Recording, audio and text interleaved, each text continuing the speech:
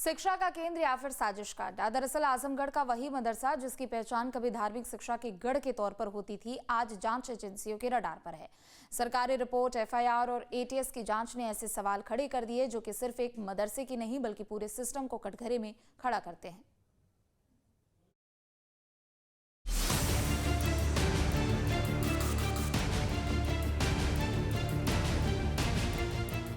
पूर्वांचल ही नहीं, पूरे देश में देवबंद और नदवा के समकक्ष माने जाने वाला 28 सितंबर 1948 में स्थायी मान्यता पाने वाला ये मदरसा दर्शकों तक धार्मिक शिक्षा का प्रतीक रहा।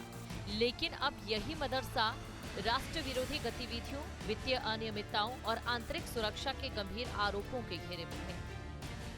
लेकिन हम एक नागरिक के तौर पे और जानकार रहे हैं, बहरहाल वहाँ के बारे में जानते हैं, तो उसका बहुत बड़ा नाम है। अशरफिया यूनिवर्सिटी कही जाती है, देश विदेश में उसका नाम है और वो उसमें है अरबी और धार्मिक शिक्षा के लिए है।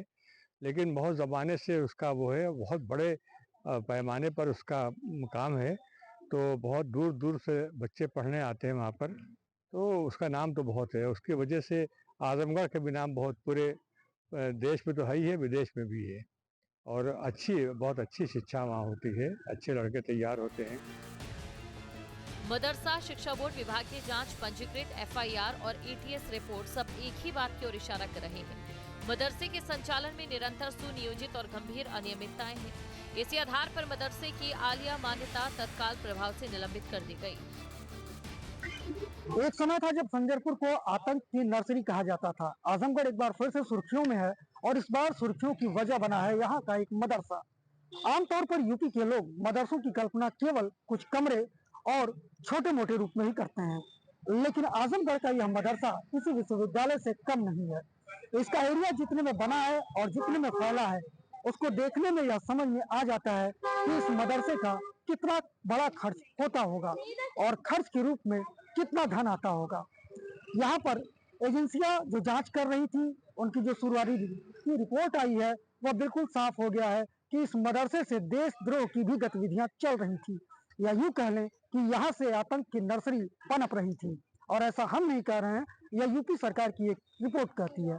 अब जांच इस बात की हो रही है कि शिक्षकों की भर्ती और उनकी सिफारिश किसने की, यहाँ के जो छात्र पढ़े हैं और जो पढ़ करके गए हैं, उनमें संदिग्ध कौन कौन से लोग हैं, यहाँ पर आने वाला फंड, मदरसे को चलाने वाला धन का खजाना कहाँ से आता था, क्योंकि इस मदरसे के ऊपर सवाल बहुत उठ रहे हैं। देखना यह है कि आने वाले समय में, क्योंकि इस मदरसे के ऊपर सवाल बहुत बड़े बड़े हो गए हैं, देश की एकता और अखंडता को लेकर के सवाल सामने आ रहे हैं।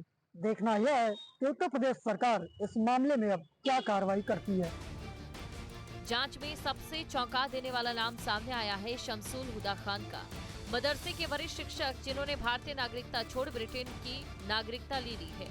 ब्रिटेन में मस्जिद के इमाम बने, लेकिन भारत में मदरसे से वेतन, पेंशन और सरकारी लाभ लेते रहे। इस पूरे मामले में मदरसे के प्रबंधक सरफराज अहमद, प्रधानाचार्य मोहम्मद अहमद मिसबाही और निजामुद्दीन की भूमिका भी संदिग्ध पाई गई। तीनों के नाम थाना मुबारकपुर में दर्ज एफआईआर में शामिल है और जांच अभी भी जारी है। जिस मदरसे को कभी शिक्षा का मंदिर कहा जाता था, आज वही सुरक्षा एजेंसियों की नजर में संदिग्ध गतिविधियों का केंद्र बन चुका है। अब सवाल सिर्फ एक मदरसे की मान्यता के नहीं बल्कि उस पूरे तंत्र का है जो शिक्षा की आड़ में राष्ट्र और समाज के लिए खतरा बन सकता है। Team news state. आपके मोबाइल पर तुरंत आएगी ब्रेकिंग न्यूज।